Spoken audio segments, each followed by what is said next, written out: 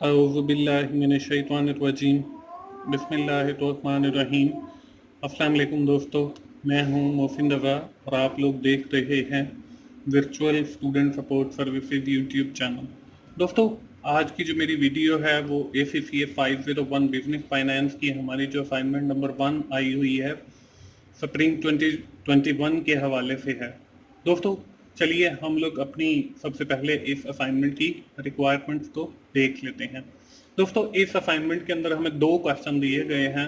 The first question is related to the shares and the second question is related to the capital budgeting technique.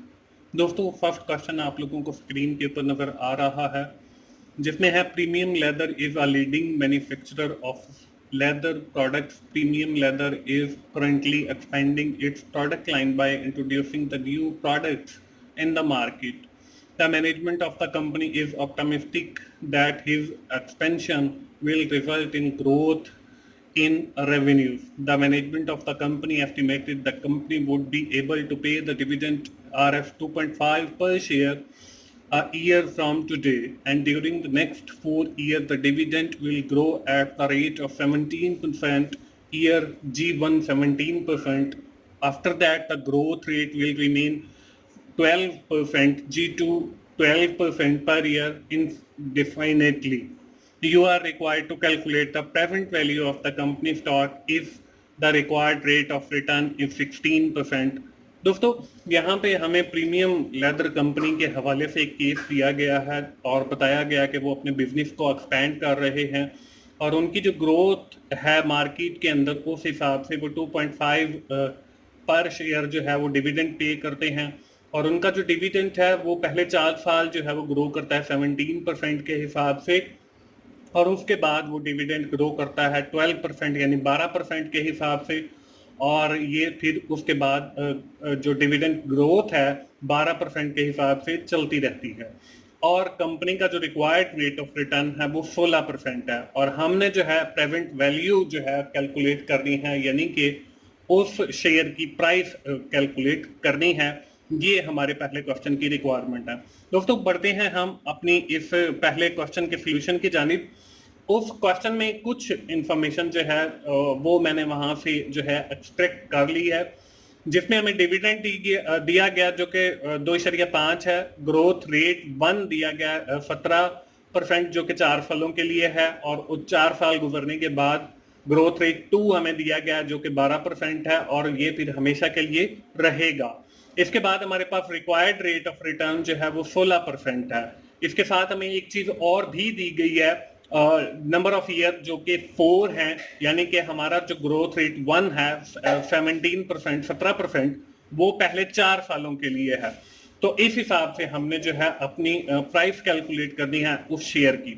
दोस्तों, share की price calculate करने के लिए हम जो formula use करेंगे वो स्क्रीन के ऊपर आपको नजर आ रहा है। D1 यानी कि डिविडेंड 1 प्लस आर यहाँ पे जो है रिप्रेजेंट कर रहा है हमारे रिक्वायर्ड रेट ऑफ रिटर्न को और रेव टू द पावर 1 और इनटू D2 है और फिर वही 1 प्लस आर है और रेव टू द पावर 2 है, फिर D3 है, डिविडेंड 3 है, 1 प्लस आर और रेव टू द पावर 3 है और उसके बाद हमारे पास जो है D4 है और 1 प्लस आर और उसकी रेव टू द पावर 4 है और आखिर के अंदर P4 यानी कि उसकी प्राइस चौथे साल के अंदर और 1 plus R raise to the power 4 है। अब इसके अंदर देखें हमें जो है वो डिविडेंड दिया गया जो कि 2.5 है और ग्रोथ रेट 17% है, ग्रोथ रेट 2 जो है 12% है और रिक्वायर्ड रेट ऑफ 16% है।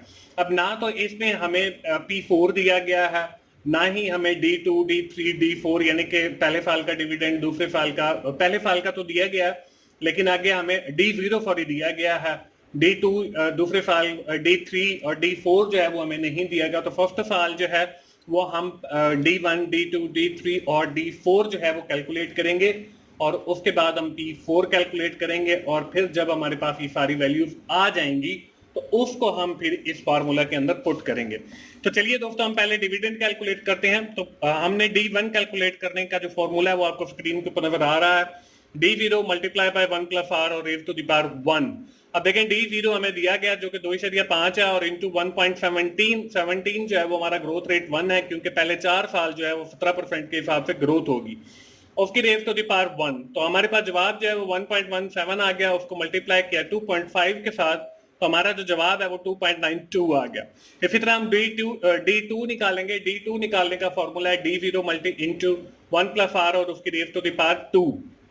जब हमने 1.17 को मल्टीप्लाई किया 1.17 के साथ, तो हमारे पास जो जवाब आया उसको हमने मल्टीप्लाई किया 2.5 के साथ, तो हमारे पास जो जवाब है वो 3.42 आ गया, जो कि हमारा D2 है। इसी तरह हम D3 निकालेंगे। D3 निकालने के लिए वही है D0 इंटू 1 प्लस आर और रेज टू द पावर 3। हमने 1.7 मल्टीप्लाई बाय 1.7 और मल्टीप्लाई बाय 1.7, ये जब हमने जो इसका रिजल्ट आया उसको मल्टीप्लाई किया 2.5 के साथ, तो हमारा जो जवाब है 4.00 आ गया, और यही जो है हमारा D3 है। इसके बाद हम D4 निकालेंगे, जो कि है D0 इंटू 1 प्लस आर और रेज टू द पावर 4। इसका मतलब ये है कि 1.17 को हम 4 टाइम जो है वो मल्टीप्लाई करेंगे, और जो जवाब आएगा उसको हम 2.5 के साथ मल्टीप्लाई करेंगे, तो हमारे पास आंसर जो है वो 4.68 आ गया। तो ये दोस्तों हमारे पास जो है D1, D2, D3 आ गए, जो हमने इस फार्मूला के अंदर पुट करने हैं। इसके बाद हमारे पास P4 बच जाता है। अब P4 कैसे कैलकुलेट करेंगे? P4 कैलकुलेट करने के लिए D4 इंटू 1 प्लस G2 और divided by R minus G2। अब देखें हमारे पास जो है D4 हमारे पास देखें 4.68 आ गया, जो मैंने लिख दिया है। 1 प्लस G2 जो है हमारे पास 12% है, तो 1.12 आ गया। उसके बाद R required rate of return जो है वो 16% है, तो 0.16 माइनस ग्रोथ रेट 2 आ गया 0.12। तो हमने 0.16 में से माइनस करना है 0.12 को, हमारे पास 0.04 आ जाएगा, और इधर जो है हमने 4.68 को मल्टीप्लाई करना है 1.12 के साथ, जो जवाब आएगा उसको आपने डिवाइड करना है 0.04 के साथ, तो हमारा जो जवाब है वो 131.04 आ जाएगा। दोस्तों इस तरीके से अब देखिए हमारे पास D1, D2, D3 और D4 की वैल्यूज आ गई, और P4 की भी वैल्यू आ गई। अब हमने ये वैल्यूज जो है वो फॉर्मूला के अंदर पुट करनी है। दोस्तों आपको बताता चलो कि मेरा एक और YouTube चैनल भी है, जिसका नाम 24R7 टीचेबल लाइन है। बहुत सारे दोस्त इससे वाकिफ भी होंगे, और वहां पे मेरे लेक्चर्स अवेलेबल हैं। इसमें बिजनेस फाइनेंस के भी हैं, इसमें मुख्तसर लेक्चर अवेलेबल हैं। इंशाल्लाह बाकी भी अपलोड हो जाएंगे इसी सेमेस्टर में या अपकमिंग सेमेस्टर में। आप उस चैनल को भी जरूर विजिट करें, और वहां पे जो लेक्चर्स अवेलेबल हैं आप उनसे जरूर फायदा उठाएं। अगर आप बिजनेस फाइनेंस के सब्जेक्ट को पढ़ना चाहते हैं और अच्छे नंबरों से पास करना चाहते हैं या सीखना चाहते हैं बिजनेस फाइनेंस को, तो उन लेक्चर्स को एक बार आप जरूर विजिट करें। इसके बाद हमने वही फार्मूला आ गया।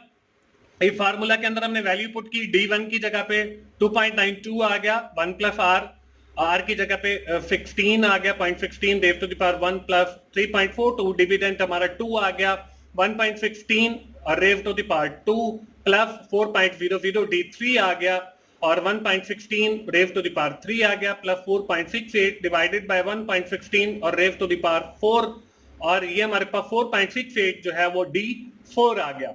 इसी तरह P4 हमारे पास 1.3 1.04 और डिवाइडेड बाय 1.16 और रेज़ टू द पावर 4 आ गया। तो दोस्तों जब हमने रेज़ टू द पावर निकाली, तो पहले फाइल की 1.16 और रेज़ टू द पावर 1, तो 1.16 आ गया, और 2 टाइम निकाली तो 1.35 आ गया, और 3 टाइम निकाली तो 1.56 आ गया, 4 टाइम निकाली तो 1.8 आ गया। तो इस तरीके से हमने इनको फिर डिवीजन करना है। 2.92 डिवाइडेड बाय 1.16 तो हमारे पास 2.52 आ गया, 3.42 डिवाइडेड बाय 1.35 तो हमारे पास 2.54 आ गया, और प्लस हमारे पास 4.00 डिवाइडेड बाय 1.56 तो 2.57 आ गया, और 4.68 डिवाइडेड बाय 1.81 तो 2.59 आ गया, और आखिर के अंदर हमने 1.31.04 डिवाइडेड बाय 1.81 तो हमारे पास 72.39 आ गया। तो इन सारी रकमों को यानी कि 2.52 प्लस 2.54 प्लस 2.57 प्लस 2.59 और प्लस 72.39 को जब हमने ऐड किया, तो हमारे पास जो जवाब है वो 82.61 आ गया। तो यही जो है वो हमारे इस शेयर की प्राइस है, यानी कि 82.61 जो है ये हमारे पर शेयर जो है वो प्राइस आ गई। तो इस तरीके से दोस्तों हमारा जो क्वेश्चन नंबर 1 है वो कंप्लीट हो जाता है। उसके अंदर आपने यही करना है, सबसे पहले डिविडेंड कैलकुलेट करना है, D1, D2, D3 और D4, और उसके बाद आपने P4 कैलकुलेट करने के बाद P0 कैलकुलेट करने के लिए आपने वही फॉर्मूला यूज करना है जो फर्स्ट स्क्रीन के ऊपर मैंने आप लोगों को दिखाया था। दोस्तों इसके बाद हम बढ़ते हैं अपने क्वेश्चन नंबर 2 की जानिब। क्वेश्चन नंबर 2 के अंदर क्या है? Beta Corporation wants to start a new project and company have estimated expected revenue 70,000 per year from the project. The running cost of the project will be 40,000 per year. Ignore taxes. The tenure of the project will be 6 years and the plant property and equipment will be Rs 6,000 as a average value at the time of winding up. The initial investment of the project will be 90,000. At the required rate of return will be the 12%. You are required to calculate the feasibility of the project by calculating NPV.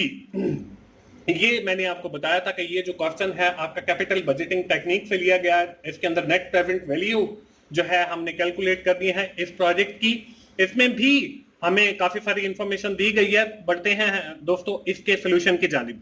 इसमें जो हमें information दी गई है वो screen के ऊपर आप लोगों को नजर आ रही है, जिसमें हमें रेवेन्यू दिया गया 70,000 का, कॉस्ट दी गई है रनिंग कॉस्ट 40,000 की, नंबर ऑफ ईयर जो है वो फिक्स दिए गए हैं, एवरेज वैल्यू जो हमें दी गई है वो 6,000 की दी गई है, हमारा जो रिक्वायर्ड रेट ऑफ रिटर्न है वो 12% है, और हमारी जो इनिशियल कॉस्ट की इनिशियल इन्वेस्टमेंट है वो हमारे पास 90,000 की है। और with the help of this information we have to calculate the capital budgeting technique NPV net present value. तो दोस्तों बढ़ते हैं हम इसके सोल्यूशन की जानिब। इसके लिए भी हम एक फॉर्मूला यूज करेंगे, NPV is equal to initial investment plus present value. तो इसमें देखिए माइनस के साथ इनिशियल इन्वेस्टमेंट आ जाएगा और प्लस के साथ जो है हमारी प्रेजेंट वैल्यू आ जाएगी। अब देखिए इनिशियल इन्वेस्टमेंट हमें दी गई है जो कि 90,000 है, ये तो हमने लिख ली। अब इसके साथ जो हमें प्रेजेंट वैल्यू दी गई है ये हमने कैलकुलेट कर दिया है और फिर हम वो वैल्यूज पुट कर सकते हैं फॉर्मूला के अंदर। तो हम लोग क्या करेंगे, हम लोग पहले जो है वो कैश फ्लो कैलकुलेट करेंगे, क्योंकि प्रेजेंट वैल्यू जो है हम कैश फ्लो पे कैलकुलेट करते हैं। इसके लिए देखें रेवेन्यू माइनस कॉस्ट आ गया, तो रेवेन्यू जो है वो हमें दिया गया है जो कि 70,000 है, माइनस कॉस्ट जो है हमारी रनिंग कॉस्ट वो 40,000 है। तो जब हम 70,000 में से माइनस करेंगे 40,000 तो हमारे पास जो है वो कैश फ्लो 30,000 का बच जाएगा। अब इसकी हमने जो है वो प्रेजेंट वैल्यू निकालनी है। प्रेजेंट वैल्यू निकालने के लिए दोस्तों CF यानी कि constant cash flow 1 minus 1 divided by 1 plus R और raise to the power n divided by R plus average value और डिवाइडेड बाय 1 प्लस R और raise to the power n आ गया। अब देखिए कैश फ्लो हमारे पास 30,000 है, 1 minus 1 divided by 1 plus R यानी कि 12% और रेज टू द पावर 6, क्योंकि हमारे प्रोजेक्ट की जो लाइफ है वो 6 साल है, और प्लस हमारे पास 6,000 आ गया डिवाइडेड बाय 1 प्लस R यानी कि 12% आ गया और रेज टू द पावर 6 आ गया। अब देखिए जब हमने 1.12 को जो है raise to the power 6 time किया तो हमारे पास, और उसको 1 डिवाइडेड बाय 1 प्लस 1.2 को raise to the power 6 time किया तो हमारे पास 0.5032 आ गया, और इसको हमने डिवाइड करना है 0.12 के साथ, और हमने इधर 1.12 को 6 टाइम लिया और जो आंसर आया उसको 6,000 से जो है वो डिवाइड किया 6,000 को, तो हमारे पास 3,039.78 जो है वो जवाब आ गया। अब देखिए 1 में से हम माइनस करेंगे 0.5032 तो जो आंसर आएगा उसको मल्टीप्लाई करेंगे 30,000 के साथ, तो हमारे पास 1,23,342.2 जो है वो आंसर आ गया, और प्लस हम उसके साथ करेंगे 3,039.78। अब जब हमने इन दोनों रकमों को ऐड किया तो हमारे पास जो है जो आंसर आया वो हमारे पास जो है आ गया 1,26,382, और ये जो है हमारी प्रेजेंट वैल्यू है हमारे इस प्रोजेक्ट की जो हमें प्रोजेक्ट गिवन है।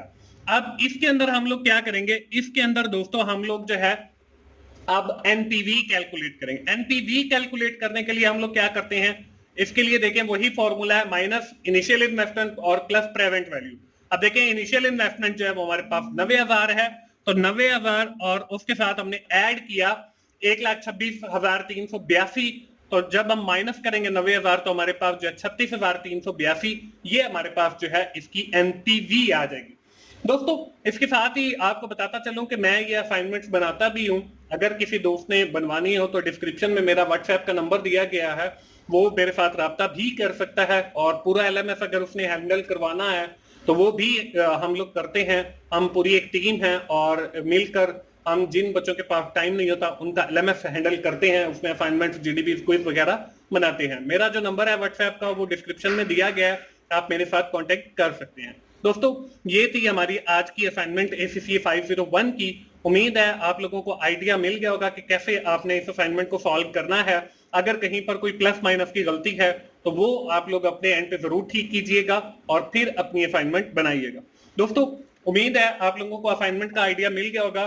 24/7 टीचर्स लाइन को जरूर विजिट करें और वहां पे जो बिजनेस फाइनेंस के लेक्चर हैं आप उनसे भी फायदा उठाएं। दोस्तों मिलते हैं अगले किसी असाइनमेंट सोल्यूशन के साथ या जीडीबी सोल्यूशन के साथ। उस वक्त तक के लिए अल्लाह हाफिज।